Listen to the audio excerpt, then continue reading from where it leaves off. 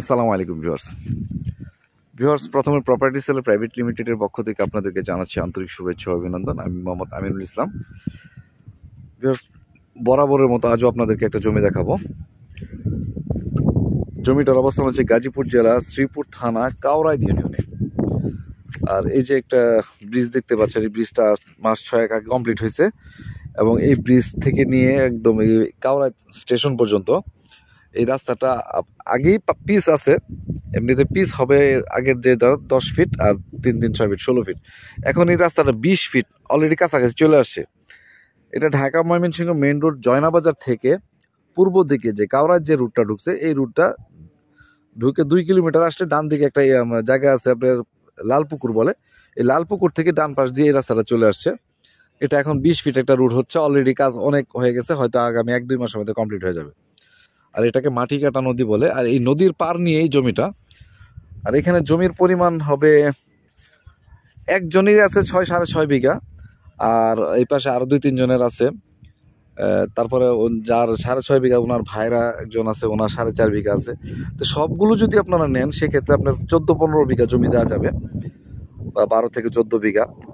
আর যদি বলেন যে না আমি অত নিব না, শুধু 6.5 বিঘা 6 বিঘা জমি নিব, সেটাও পারবেন। আর এই জমিটা হচ্ছে আমার একজন চাচার, শ্রদ্ধেয় চাচার। আমি ওনার নাম্বারটা আমি ডেসক্রিপশনে দিয়ে দেবো আপনাদেরকে, আপনারা ওনার সাথে কথা বলতে পারবেন। তারপরে আমার নাম্বারটাও পাশাপাশি থাকবে। এখন বলতে পারেন যে আমি যে নামলাম রাস্তাটা আমরা এখান দিয়ে অল্প একটু জমি কিনে আনলে এখান দিয়ে নেমে নিয়ে আসতে পারবো। আর যদি এখান থেকে স্লোপ করে আমরা এই ব্রিজ থেকে স্লোপ করে এই যে এখানে নেমে গেলে এখানে আমার হয়তো 2% জমি বা 1% জমি কিনতে হবে। আর এটা তো সরকারি জায়গা, এটা সরকারি একটা গোহালট। হ্যাঁ, এই ক্ষেত পর্যন্ত সরকারি গোহালট। এটা এখানে গোহালটের মাথাটা নদীর পাড়ে এসে বেশ বড়, এটা উন্মুক্তভাবে এটা নিজের মতো বাঁধায় নেবেন। আর এখান থেকে আমাদের মূলত প্লট শুরু হবে যে 81 বাগান থেকে। এই 81 বাগান নদীর পার নিয়ে আমি, আর মূল যে জমিটা হবে প্রায় 10 বিঘা। এখানে যদি 14 বিঘা জমি হয়ে থাকে, হয়তো 4 বিঘা জমি হবে প্রথম মুখে নিচু। এটা কিন্তু মাপের জমির অংশ। হ্যাঁ, আমি তো এগুলি সীমানা করে রেখে গেছিলাম এক সময় এখানে না। আর ওইটা কিন্তু আবার ফ্রি, ওইটা হচ্ছে নদীর জায়গা। এটা যার আপনার যদি জুত হয় আপনার, তাহলে আপনি ফ্রি বুক দখলে খাবেন। আর এই যে আমি এখন ওই যে মূল জমিতে ঢুকে গেছি। মূল জমিটা এত সুন্দর একটা জমি হইতো, এই যে একটু জমি 1 বিঘা জমি, ওই যে লোকটা হাঁটতেছে এই পর্যন্ত, এই 1 বিঘা জমি একজন মালিকের। এই লোকটা একটু মানে জমিটা দিতে চাচ্ছে না। হ্যাঁ, হয়তো এক সময় দিয়ে দিবে। আচ্ছা, এই সোজা চলে যাও, তারপর উপরে উঠা আপনার একদম পুরা বাগান। আর ওই যে ওই ধান ক্ষেতগুলো আছে ওইগুলিও সহ, হ্যাঁ, নিলে ওইগুলিও সহ একদম ওই খেজুর গাছ পর্যন্ত যাবে। ওই খেজুর গাছ পর্যন্ত যাবে, খালি মাঝখানে এই 1 বিঘা জমি বাদ থাকবে।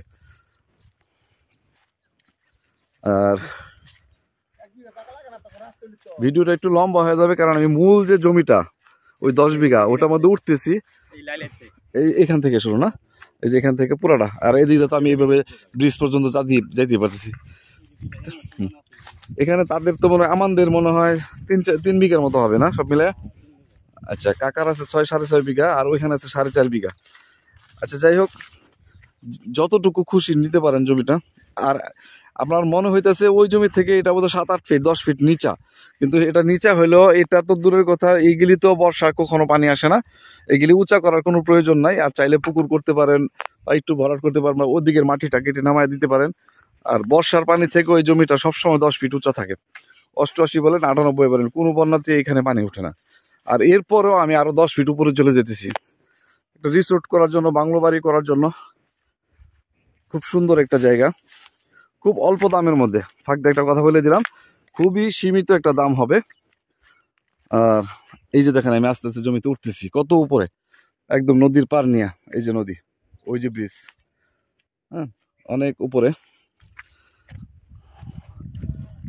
এই জমিটা আমি গত বছর বিক্রি করেই ফেলছিলাম, কিন্তু দেশের মধ্যে যখন একটা বিশৃঙ্খলা লেগে গেল তখন আর হইল না আর কি। ওই মুহূর্তে যিনি ক্রেতা ছিলেন আমাদের, উনি আওয়ামী লীগের একজন ক্রেতা ছিলেন, এখন তো উনি নাই। এই যে আমার সামনে যা দেখতেছেন, হ্যাঁ, আরও উপরে উঠবো আমি, পর্যায়ক্রমে আরও উপরে উঠতেছি। এটা কেমন একটা জমি, মানে সেই রকম একটা জমি। ও আরেকটা বিষয়, এই জমিটার একটা বিশেষ ব্যাপার, এই আমার চাচার যে 6.5 বিঘা জমি, 6 বিঘা বা 6.5 বিঘা, আমি সঠিক বলতে পারতেছি না, এরকমই হবে, এই যে এটাও। আর ওনার ভাইরার জমিটা হচ্ছে ওই যে ওইটা, এই যে এই বাগানটা ওনার ভাইরার পুরোটাই উঁচা। আর ওনার 6 বিঘার মধ্যে ওনার বোধহয় 5 বিঘাই উঁচা, মানে অনেক উঁচা। এখান থেকে যদি আপনি মনে করেন যে এটা সমান করে ওটা ভরাট করবেন, এটা অবাস্তব চিন্তা ভাবনা। আপনি প্রয়োজনে এখান থেকে কয়েক লক্ষ টাকার মাটি বিক্রি করে দিতে পারেন, এটা ঢালানোর কিছু নাই, অনেক মাটি বিক্রি করা যাবে। মানে এটা অনেক একটু পাহাড়ের মতো উঁচা জমি। এটার পরেও আছে, এই যে একটা ড্রেনের মতো ছিল, নদী থেকে পানি উঠাইতো এক সময় কৃষিকাজ করার জন্য। এটা গত বছর আসছিলাম সময় একটা পেঁপে বাগান ছিল, এত সুন্দর লাগতো, পুরাটাই পেঁপে বাগান ছিল, অনেক সুন্দর একটা জমি। যাক, আমি আর যাব না, এই তাল গাছ পর্যন্ত, এই গাছ পর্যন্ত, ওই যে এখানে একটা আম গাছ আছে, বড় আম গাছ পর্যন্ত, এই নদীর পান নিয়ে এই যে পুরা জমিটা। হ্যাঁ, আপনারা যদি চান যে ওনার ভাইরার যে জমিটা সেটা সহ আমরা পুরাটাই দিতে পারবো ইনশাল্লাহ। আর আমি আপাতত এখানে এই 6.5 বিঘা, ওই পাশে নিচে আছে আপনার 3 বিঘা, 9.5, আর হচ্ছে 4.5, কত 14 বিঘা, 14, 14.5, 15 বিঘা জমি হবে এখানে। চাইলে আপনি পুরাটা নিতে পারেন।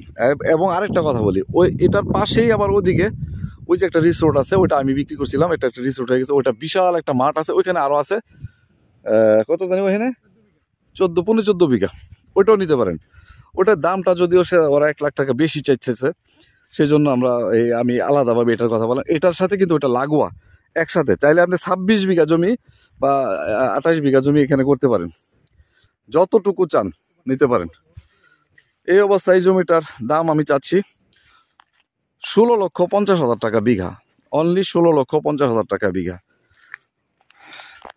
ধন্যবাদ সবাইকে ধৈর্য ধরে ভিডিওটা দেখার জন্য। প্র্যাকটিক্যালি আসলে দেখলে বুঝতে পারবেন এই জমিটাতে কি করা যায়, রিসোর্ট করার জন্য, বাংলো বাড়ি করার জন্য, খামার করার জন্য, ফ্যাক্টরিও করা যাবে ইনশাল্লাহ। ওইখান থেকে অল্প একটু জায়গায় তো একটু সুন্দর করে রাস্তা বানাইলে আর খুব সুন্দর হবে। যে একটা ফোন বারবার খুব ডিস্টার্ব করতেছে, এজন্য ভিডিওটা এখানে রেখে দিলাম। আসসালামু আলাইকুম রহমতুল্লাহ।